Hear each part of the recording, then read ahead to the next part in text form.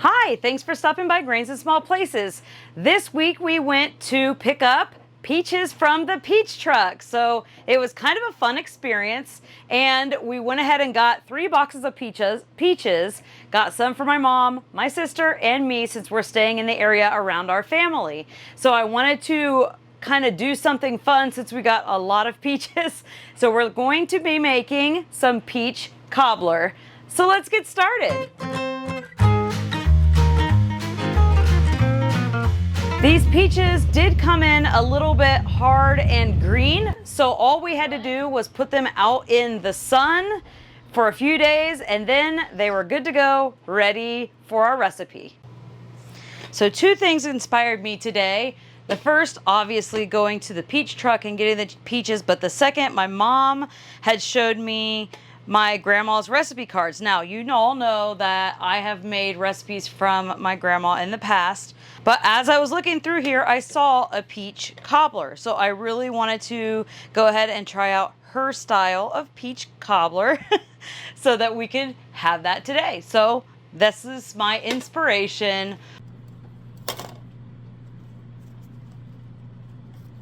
It's not pretty, but it's original. The first things first is we're going to preheat our oven to 350 degrees Fahrenheit. It's going to go for about an hour. This recipe calls for it to go in a 9x13, but we're going to use our 12-inch cast iron pan. And the first thing I'm going to do is put in 1 stick of butter. Now this is salted butter, so the recipe, if you use unsalted butter, the recipe will call for a little bit pinch of salt. But if you're using salted butter, you don't need to do that. Well, this really wanted to stick in here. So I'm gonna stick this right in my pan. And then I'm gonna take my pan, I'm gonna put this in the oven to melt this stick of butter while it's preheating. So while that's going, we can go ahead and weigh out our flour that we're going to need for the top portion. So her recipe calls for all-purpose flour, so I'm gonna go ahead and use my all-purpose flour blend made with fresh milled flour. As you know, if you've been following me for a while, that blend is 1/3 of soft white, 1/3 of hard white, and 1/3 of kamut. If you only have hard and soft, you can just do half and half if you don't have the kamut. If you have spelt and you want to throw that in there instead of the kamut, you could do that as well. So I'm going to be using about 128 grams or so. So that's going to be like 40 grams each. If it goes a little over, that's no big deal. I will make sure to put a link in the description box below for this recipe, and also I'll put down in the description box below links to some of the products like these grain bins and my mill and all of that, because I get a lot of questions about those. That way you have an easy place to find them all.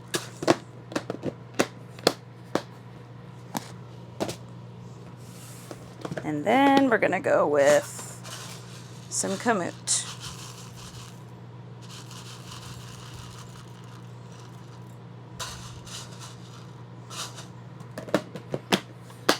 Okay, and we're gonna head on over to the mill. I'm using my Nutrimill Harvest Grain Mill, and I do have a coupon code I can share with you. That coupon code is GRAINY, and that will save $20 off your grain mill purchased at Nutrimill. I'll put a link in the description box below. Alrighty, and here is our fresh milled flour. And to that, we're going to add 1.5 teaspoons of baking powder. And if you were using unsalted butter, you would go ahead and add in about 1/4 teaspoon or a pinch of salt here as well. We're gonna add a cup of sugar and a teaspoon of cinnamon. You could also add nutmeg, clove, ginger, any of those flavors that you prefer with peaches. You could add any of those at this point. And then just gonna give that a stir. I went ahead and put in just a little bit of ginger. That's not in the necessarily original recipe, but my family really likes ginger and really likes ginger with peaches.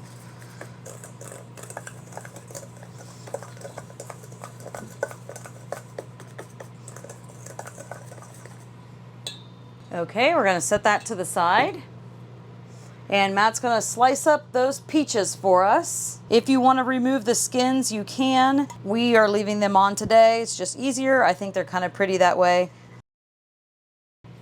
So obviously you could make this recipe with any other fruit, but we're going with peaches today. You could also use frozen peaches. Now, canned peaches, I'm not sure if those would work as well because those tend to get somewhat mushy. But if you make them with the canned peaches and they turn out great, let me know down in the comments below.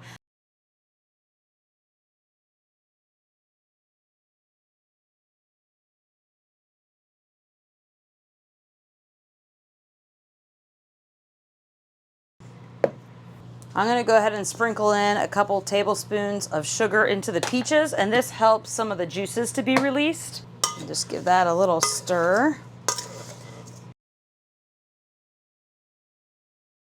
You could use honey in here rather than the sugar if you prefer. Okay, so now I'm gonna set these to the side. So now we have our peaches, we have our flour mixture, and we have our butter that's melting in our pan. I'm gonna go ahead and set this here because as soon as the butter's done melting, which is about the time it takes to preheat my oven, maybe a little longer. Yeah. It looks like it is ready to go. So here, the butter is melted and my pan is hot. So I'm just going to make sure that this is mixed all throughout here, just coated my whole pan, and then we're going to just dump the peaches right on top of this butter. I kind of love this recipe. It seems super easy, quick, get a dessert on the table.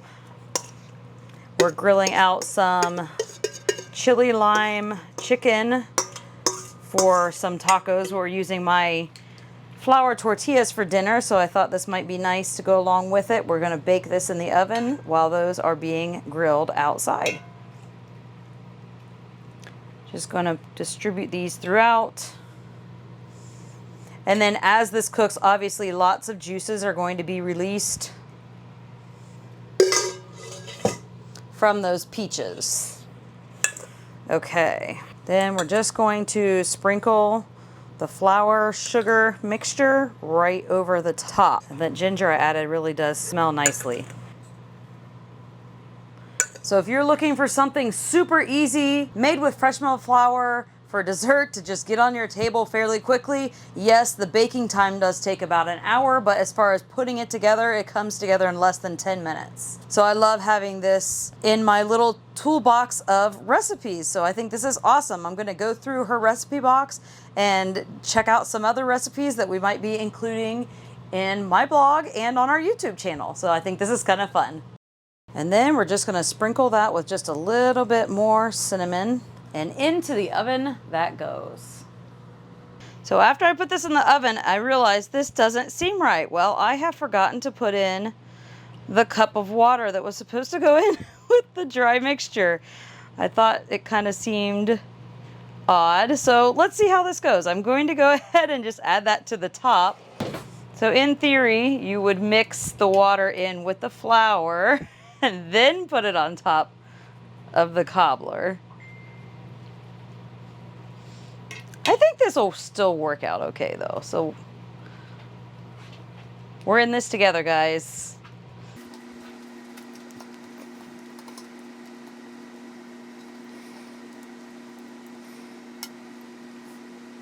It had only been in there for a few minutes, so I think that'll be okay.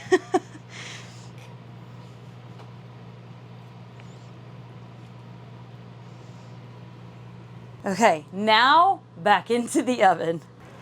Okay, here it is. Doesn't it look delicious? So I really think that the way that we did this together by putting the water on the top and just stirring it in, honestly, it worked out perfectly, and it's so easy to do it this way. It's kind of like a dump and go. In fact, this is probably going to be my go-to cobbler recipe. So I'm so glad this happy little accident happened. That way we have this super easy, quick, throw together, dump and go dessert right on the table. So quick, so simple. So I'm super excited to try this out with all the fruits and see which ones are our favorite and change it up for all the holidays. Thanks so much for hanging out with me while we made this peach cobbler with fresh milled flour. Don't forget to like, subscribe, and share with your friends. And thanks for stopping by Grains in Small Places. Goodbye.